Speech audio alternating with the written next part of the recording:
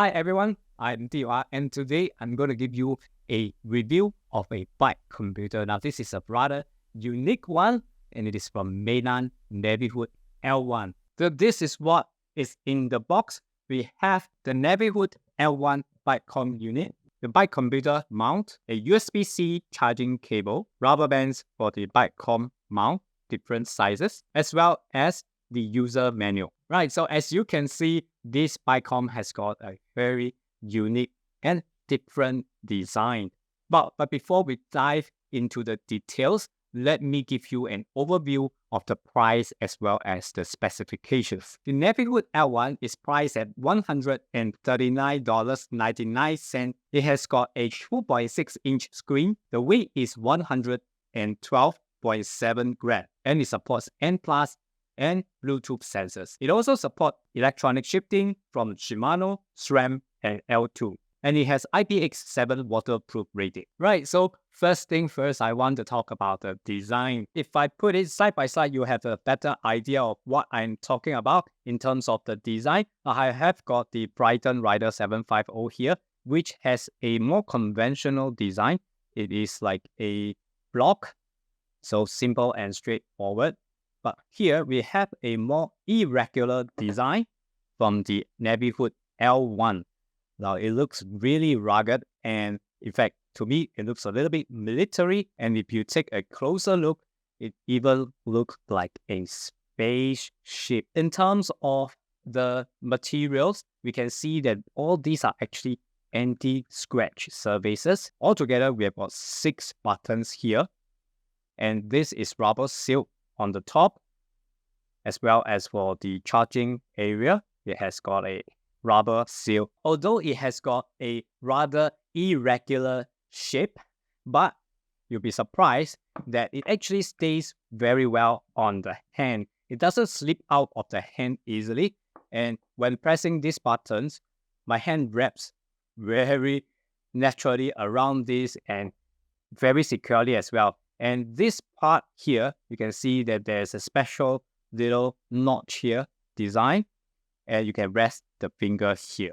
Right, so that is for the exterior design. And if you look inside it, there is also a lot to comment on. And first, I want to talk about how user-friendly this device is. There are actually 6 buttons on this Bicom. So 3 on top here and 3 buttons at the side. Now imagine if you only have 3 buttons on a Bicom and you have got a lot of functions. What it means is that each of the button has to multitask, which means you have got long press, short press, double click, or sometimes you even have to press 2 buttons at the same time to navigate among the different functions. But now with 6 different buttons, each of these buttons can cater to fewer functions, and that makes the learning curve a lot easier. The next thing that I find it very user-friendly is that it has got customizable data pages.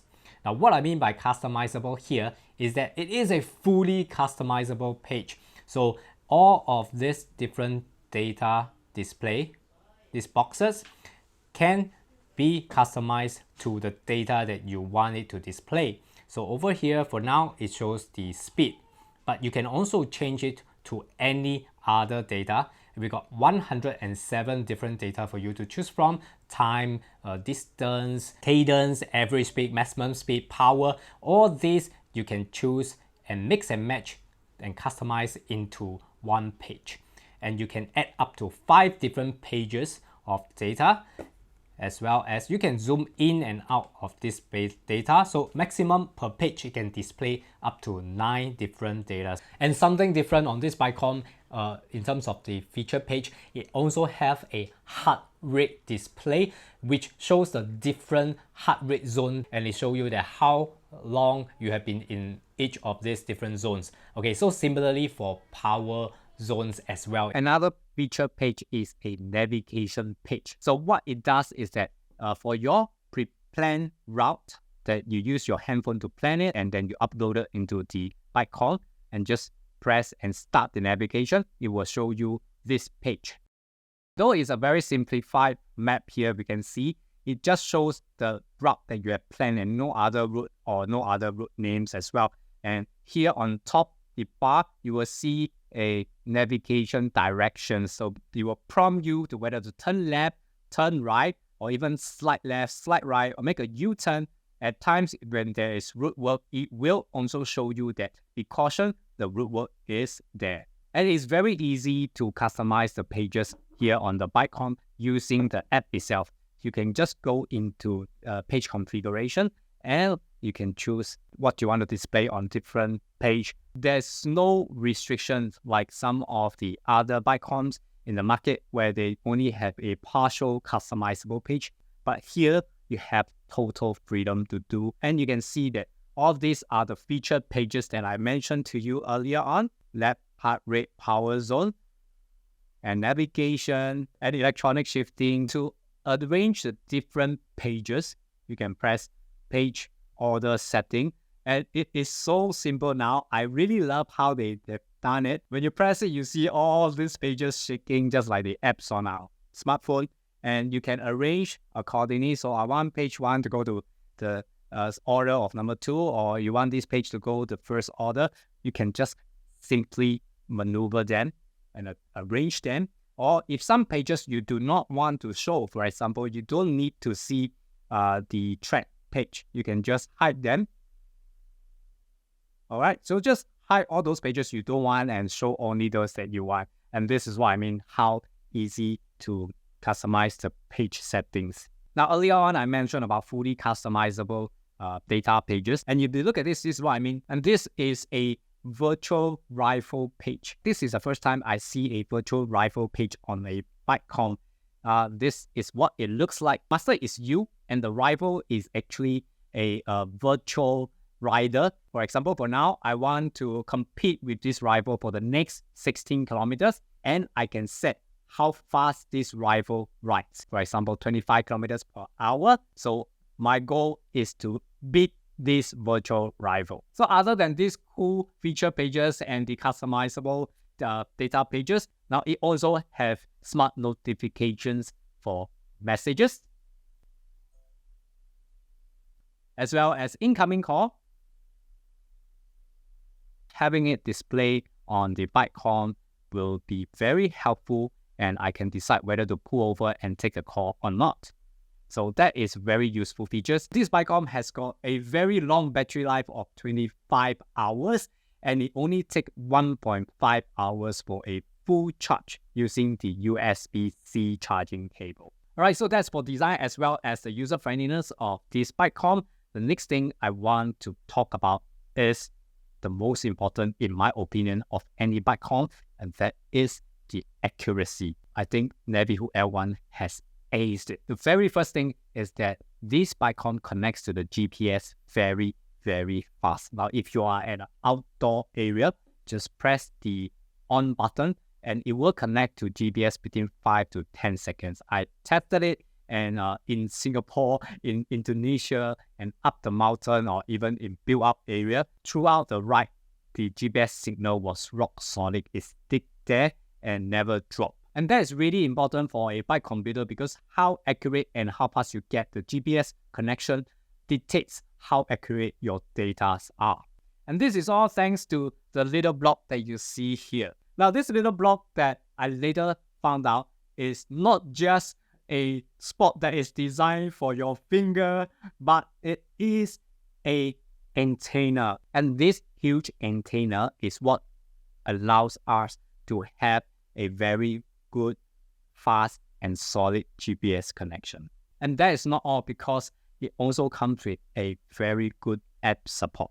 This is what you see when you go in. You got the history, you got routes, you got workout, and community, and more. So everything that you need to do are actually segmented into 5 different categories. And you can also navigate your BikeCom here. Here you see all your data record of the different rides in terms of the history page.